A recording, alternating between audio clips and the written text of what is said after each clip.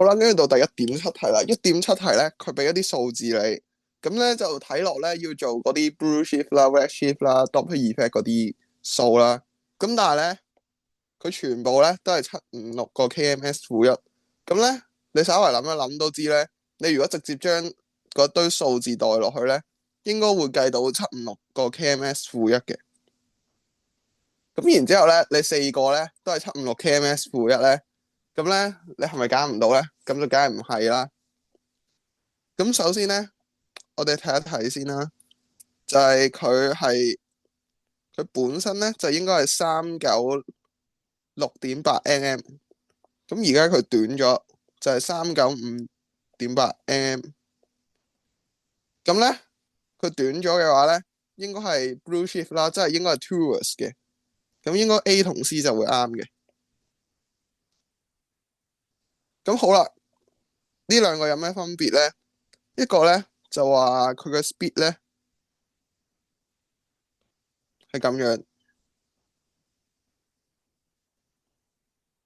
一個咧佢嘅 speed at least 咁樣。咁咧其實咧兩者咧就有分別嘅。你可以望下呢幅圖，如果你話佢 speed 係咁樣，隻眼應該畫翻呢邊。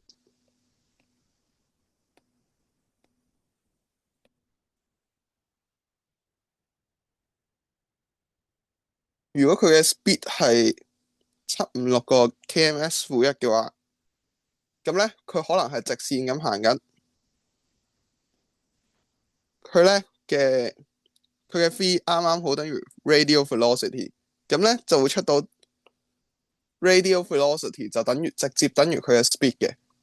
咁但係咧實際上咧就唔一定嘅，佢可以有兩個 component，佢係圓形咁行緊嘅咧，有一個 component 紅色呢一個就係 VR，咁而佢剩低另一個 component 咧，呢一個 VY 咧要將佢做翻派 fat 先可以出翻做普通嘅呢一個 V 嘅。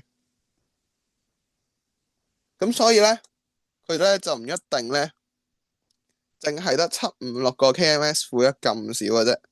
咁所以佢只係 at least 有756 kms負一嘅速度。如果佢係直線行啱好個 radial velocity 就係會係佢嘅速度啦。